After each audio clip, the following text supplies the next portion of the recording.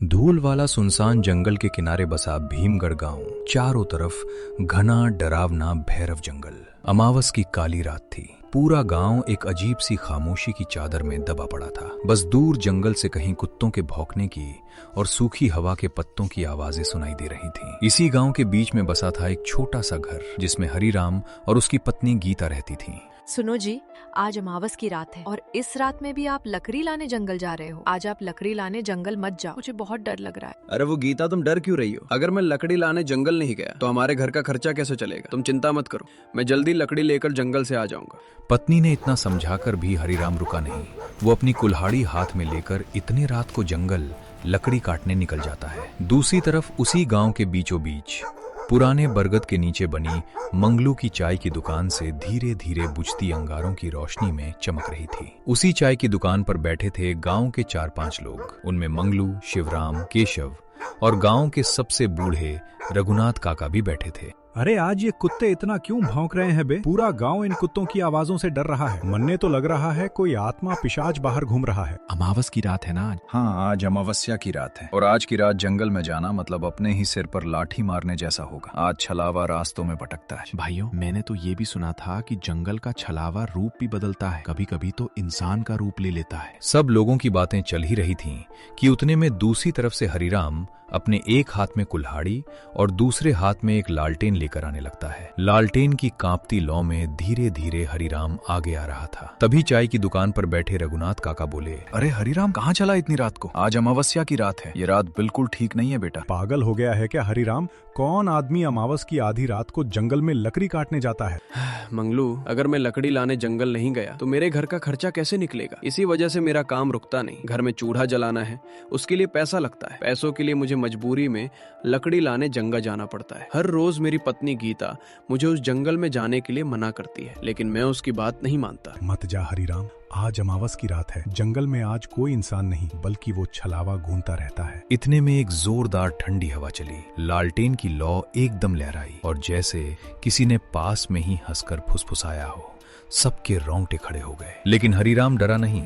वो अपनी कुल्हाड़ी लेकर आगे बढ़ गया। हरिराम चाय की दुकान से आगे निकल चुका था। गांव की आखिरी बाउंड्री पार होते ही वो सुनसान डरावने जंगल का रास्ता शुरू हो जाता है। रात का अंधेरा और भी भयानक हो गया था।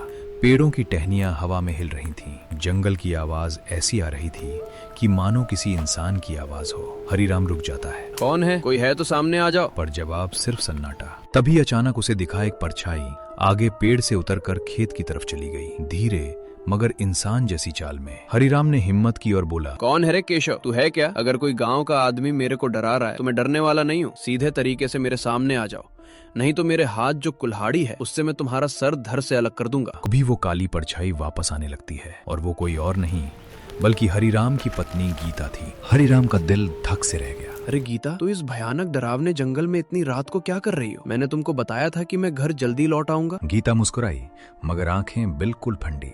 लेकिन वो आवाज गीता की नहीं थी, वो तो उस जंगल के छलावे की थी। घर चलो हरिराम, रात बहुत हो गई है। हरिराम एक कदम पीछे हट गया। उसी पल गीता जैसी आकृति धीरे धीरे धुंध बनकर गायब हो गई। ये देख के हरिराम का खून जमने लगा। ये कौन था? ये तो गीता नहीं थी, ये तो इस जंगल का छलावा था। तब भी हरिराम रुका नहीं, वो आगे बढ़ने लगा। जंगल के रास्ते से भयानक डरावने डरावने आवाजें आनी शुरू हो गई। थोड़ी देर बाद हरिराम जंगल के बीच आ चुका था। अब उसको पीछे लौटने की हिम्मत नहीं हो रही थी, आगे जाने का डर अलग। अचानक उसे अपने पीछे किसी के चलने की आहट आई। वो पीछे मुड़ा, लेकिन वहाँ कोई नहीं था। ये सब देख के हरिराम जोर से चिल्लाया, कौन है रे? सामने आ। तभी एक बार और उसके पीछे धीमी खुरदरी आवाज आई, जैसे किसी 60 साल के बुढ़े की आवाज हो। फिर से हरिराम पीछे मुड़ा तो अपने पीछे उसको उसी के गांव के रघुनाथ काका दिखाई दिए, जो चाय के दुकान पर बैठे हुए थे। रघुनाथ काका, आप इस वक्त इस जंगल में? आपने तो मुझे जंगल जाने को रोका था, तो आप इस जंगल में इतनी रात को क्या कर रहे हो? मैं तेरा ही इंतजार कर रहा था हरिराम। हरिराम, आज तुझे मेरे हाथों से कोई नहीं बचा सकता। ये सब देख के हरिराम पीछे हट गया। अचानक रघुनाथ काका का चेहरा बिगड़ने लगा। आंखें लाल, दांत लंबे और चेहरा किसी दानव जैसा। हरिराम डरकर कुल्हाड़ी लहराता हुआ भागा। छलावा पेड़ों से ऊपर नीचे कूदता हुआ उसका पीछा कर रहा था। हरिराम भागते भागते एक पुरानी खाई पर पहुंचा। आगे रास्ता नहीं था, पीछे से छलावे की हंसी। अब हरिराम के पास आगे जाने का कोई भी रास्ता नहीं था। न हरिराम पीछे जा सकता था, न आगे जा सकता था। हरिराम ने कांपते हुए हाथों से अपनी कुल्हाड़ी उठाई और बोला, आजा, मैं डरता नहीं तुमसे, तुझे जो करना है कर ले। छलावा एक झटके में हरिराम का रूप लेकर सामने खड़ा हो जाता है। अब इधर भी हरिराम और उधर भी हरिराम, एक असली एक नकली। ये सब देख के असली हरिराम डर जाता है। आज तेरा शरीर मेरा होगा। हरिराम, अब तू क्या करेगा? अब तो मैंने भी तेरा रूप ले लिया है। अब कौन सा तू और कौन सा मैं? अब तो तुम्हारी पत्नी गीता भी मुझे नहीं पहचान पाएगी। तभी अचानक छलावा हरिराम के ऊपर छलांग मारने ही वाला था कि हरिराम को अचानक रघुनाथ काका की बात याद आई। हाँ, रघुनाथ काका ने मुझे आते हुए बताया था कि छलावा रोशनी को बर्दाश्त नहीं कर पाता। उसके बाद हरिराम ने अपने हाथ में जो लालटेन थी उसको उठाया और जोर से छलावे की तरफ फेंक दी। जैसे ही लालटेन छलावे के पास गिरी, लालटेन में तेज पीली रोशनी खोने लगी और छलावा दर्द से चिल्लाते हुए पीछे हट गया। वो धुएं में बदलता हुआ चिल्लाया, अगली अमावस में लौटूंगा हरिराम, उसके बाद तुम्हें ये लालटेन दो। क्या तुम्हारे गांव का कोई इंसान भी तुम्हें बचाने नहीं पाएगा? ये बोल के छलावा अंधेरे में गायब हो गया। रात के 2 बजे थे। अब हरिराम के पास लालटेन भी नहीं थी। हरिराम ने अपनी कुल्हाड़ी उठाई और घर के रास्ते बिना लकड़ी लेकर वापस जाने लगा। थोड़ी दूर चलते चलते हरिराम थक जाता है, इसीलिए वो एक पेड़ के नीचे आराम करने बैठ जाता है। रात का अंधेरा गहरा हो चुका था। हरिराम को कुछ समझ नहीं आ रहा था कि अब वो क्या करे।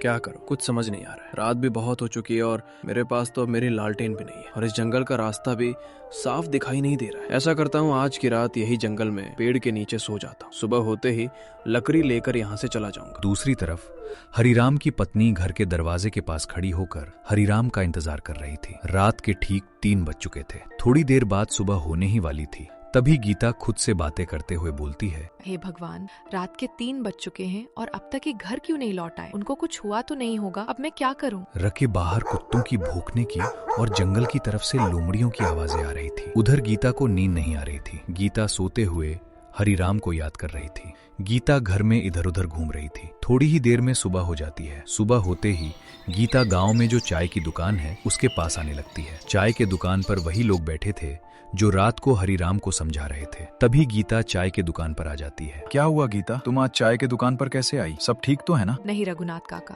सब ठीक नहीं है। कल रात को हरिराम लकड़ी लाने जंगल गए थे, लेकिन हरिराम जंगल से अब तक घर आए ही नहीं। रोज तो जल्दी घर लौट आते थे, लेकिन आज क्या हुआ? तो हरिराम घर लकड़ी लेकर आए ही नहीं। मुझे बहुत ही चिंता हो रही। गीता, तुम चिंता मत करो, अभी हम सब उस जंगल में जाकर देखते हैं। उसके बाद सभी हरिराम को ढूंढने जंगल की ओर जाने लगते हैं। थोड़ी दूर जाने के बाद उनको दूसरे गांव का एक लकड़हारा उस जंगल में दिखाई देता है। तभी उस लकड़हारे से रघुनाथ काका कहते हैं, बेटा, तुमने किसी आदमी को इस जंगल में देखा है क्या? वो भी तुम्हारे तरह इस जंगल में रात को लकड़ी लाने आया था, लेकिन अब तक वो घर नहीं लौटा। हाँ काका, मैंने एक आदमी को एक पेड़ के नीचे देखा था, लेकिन वो सोया हुआ था, इसीलिए मैंने उसको जगाया नहीं। वो पास में ही जो पेड़ है उसके नीचे सोया हुआ है, लेकिन वहाँ का रास्ता बहुत ही डरावना है। मैं भी लकड़ी काटने वहाँ कभी नहीं जाता। उसके बाद सभी लोग वहां से हरिराम को ढूंढने आगे जंगल के रास्ते निकल पड़ते हैं।